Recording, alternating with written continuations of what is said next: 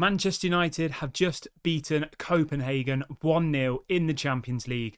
Massive, massive result here for Manchester United. Honestly, the last couple of seconds of that game, I couldn't believe what I was seeing. Obviously, we will give you the full breakdown of what happened across the 90 minutes. But the key bit of information is we have beaten them. We've got the 3 points.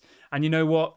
I think it was deserved at the end of it. I think Manchester United looked a lot more solid in the second half. The first half was absolutely appalling. We were terrible, absolutely awful in the first half. Second half, Erik ten Hag made some big substitutions. He brought on Christian Eriksen for Amrabat. I think that was the correct decision. You know what? I think that did change the game. Christian Eriksen got the assist for the Harry Maguire goal. Harry Maguire played a massive, massive part in tonight's game. Massive, massive win for Manchester United. Obviously, he got the header. And you know what?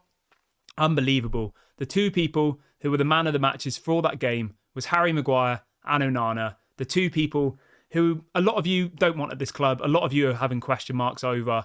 Absolutely mad. You know, fair play to both of them. When that penalty was given away in the last second of the game, when McTominay gave that penalty away, I thought, here we go. All over again. This is the same old stuff. Manchester United, rinse and repeat, always the same. And honestly, I could not believe what I just saw. Honestly, I was screaming. The dog downstairs was going absolutely crazy. He could hear me going nuts upstairs. I just, it's such a, like, when we scored the goal, I was obviously happy, but saving that penalty in the last minute, like, I can't believe it. I can't explain how happy I was. I can't. And you know what? I can't explain how happy I am for Onana. There's a lot of question marks over him. There's a lot of people saying that, you know, why did we buy him? Why did we not just keep David De Gea? I'll be honest, I was one of those people, you know?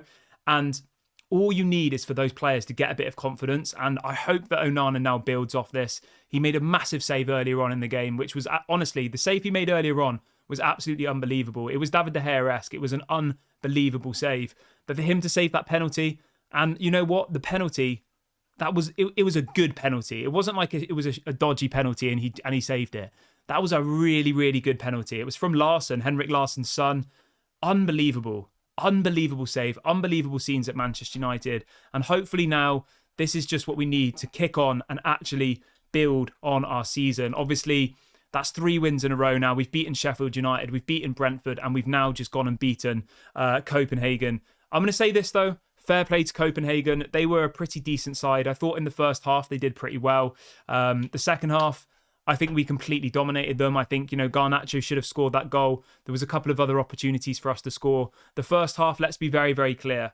In the first half, we were absolutely terrible. It was one of the worst performances I've seen from Manchester United in a very long time. But in that second half, whatever Erik ten Hag said to them at half-time, and him making that big substitution of bringing off Sofian Amrabat and bringing in Christian Eriksen, it made a massive, massive difference to that game. Now, I don't want to be negative, but I still do think there are question marks over Sofian Amrabat. I think he's quite good defensively, but going forward, I think he offers nothing. And I think that him and Casemiro as a midfield too, I don't think it's going to work that well personally. I know Casemiro wasn't playing in that game, but I think we saw the difference that when you bring in a creative midfielder, it makes. You bring in Christian Eriksen, he gets that game-winning cross, and we get the header and we score the goal.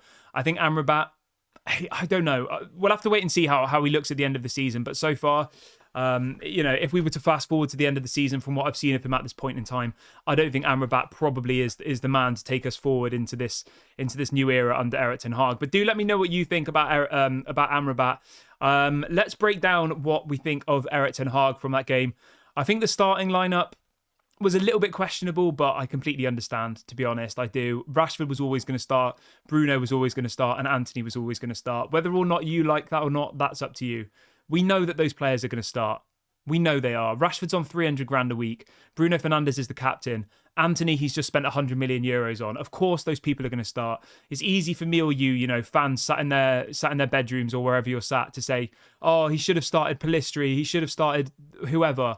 But these people, it's player power at Manchester United. It's always been like that. Whether or not you think that's right or not, that's just what Manchester United is at the moment. Maybe that will change over the years, but at the moment, he has to play those players, whether we think they're good enough or not. Let's see what people are saying in the chat. Hope everyone is doing well. Please do smash a like on the video, everybody. If you're feeling as happy as I am, please do smash a like. Please do subscribe. I'm absolutely buzzing about this result. I could not be more happier. Meglaman says City next. I'm going to say this now, right? And you're all going to laugh at me, and I don't really care, to be honest. I reckon we're going to go and beat Man City on Sunday, I think it is. I reckon we're going to do it. I said this before the game. I have this funny feeling that we're going to beat Manchester City, okay? I don't know why. We always seem to do well against Man City at home in the derby. When we go to Etihad, we'll get absolutely slaughtered. But at home, I think it's on Sunday, isn't it? Let me just double check that. Yeah, so Sunday, 3:30 kickoff. I'm saying this now. We're going to beat Man City. Hopefully I'm right. Hopefully I'm not wrong and you're not all laughing at me. What else have we got? Somebody says, are we playing City away or at home? We're playing City at home. 3:30 kickoff on Sunday afternoon. Milas says Varane, Casemiro, McTominay and Maguire are our top scorers this season. There you go. There you go. I'll say this about McTominay, though. He gave a penalty away on the weekend. He's given another penalty away today. We do not need McTominay to be doing any defensive work because he's clearly not good enough at doing the defensive stuff. I think going forward, I think he's okay. But defensively, he's absolutely terrible. Comeback King says Rasmus Højlund needs time to develop. I definitely agree with you there. I would be looking at another striker in the January transfer window because I think we definitely need to strengthen our attack. I really, really do. I think Rasmus Højlund is going to go on to be one of the best strikers in world football. But at the moment, I think we need to strengthen those areas because I think we're putting too much pressure on him. And you know what? I would be looking at the guy from Stuttgart. I think his name is Guirassy. Apparently, he's got a release clause of around 13 million euros. He's got 14 goals already this season. Harry Kane's got 9. This guy's got 14 goals in 9 matches for Stuttgart. I'd be looking at someone like that, bringing in a slightly older, more experienced player who can come into the squad and hopefully give us that kick in the second half of the season. Now, I think that this can be the flag, the benchmark for the rest of the season. We've obviously just won 2 Premier League games in a row. We've now just won a Champions League game in a row. We've now just won a Champions League game. Obviously, we go and play Man City on Sunday. Massive, massive game. Then we've got Newcastle United at home in the Carabao Cup. I think we can win both of those games. I genuinely do. I think that we're only going to start getting better. The performance in the second half was way, way better than what we saw in the first half. And I think that we're going to start building on it. Then we've got Fulham away in the Premier League. Again, I would expect us to beat Fulham. They're not having a particularly good season. They're down in 13th place. And then we play Copenhagen away from home. But the key thing is here, right? We're still in the Champions League. We still have hope. Obviously, Galatasaray lost to Bayern Munich earlier on today. So Galatasaray are on 4 points. We're on 3.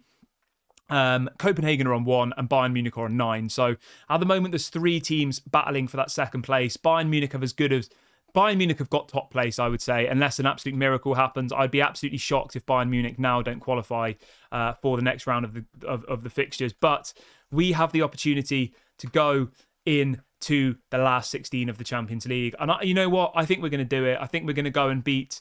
I think we're going to go and beat Copenhagen away, and I think we'll maybe draw against Galatasaray, and that will be enough. Then the final game is against Bayern Munich at home. Bayern Munich will most likely have already qualified by that point, so I would imagine that they'll probably play a lesser side, and I think we can go into it and get into the last 16. I'm absolutely buzzing tonight, guys. I really, really am. The first half, as I said, was absolutely awful. I was literally yawning. I was falling asleep at points. We should have got more than 1 goal in that second half. Garnacho had a really good opportunity. There was a couple of other chances to win that match earlier on in that second half, but we couldn't finish our chances. I'm a happy man. I'm going to sleep well tonight. 3 wins in a row for Manchester United. Do let me know your thoughts in the comment section and in the live chat. How happy are you with tonight's performance? Are you still concerned about certain things? Because I definitely am. I think the first half was an absolute disgrace. I think the second half was pretty decent. But overall, we're playing against Copenhagen, who, let's be honest, are not a world-class side. You're not playing against a Real Madrid, a Barcelona, or a Bayern Munich. You're playing against, one of the better teams from Denmark, but still, we should be able to win better than 1-0. But we've still won, so that's the main point. We've got the 3 points. We're still in the Champions League, so let's all try and stay positive. I'm going to wrap the video up there, guys. Thank you so much to everybody who's watched the shows tonight. Please do make sure to smash a like on the video. Please do subscribe, bottom right-hand corner, and I'll speak to you all tomorrow morning. Sleep well, everybody. Peace out.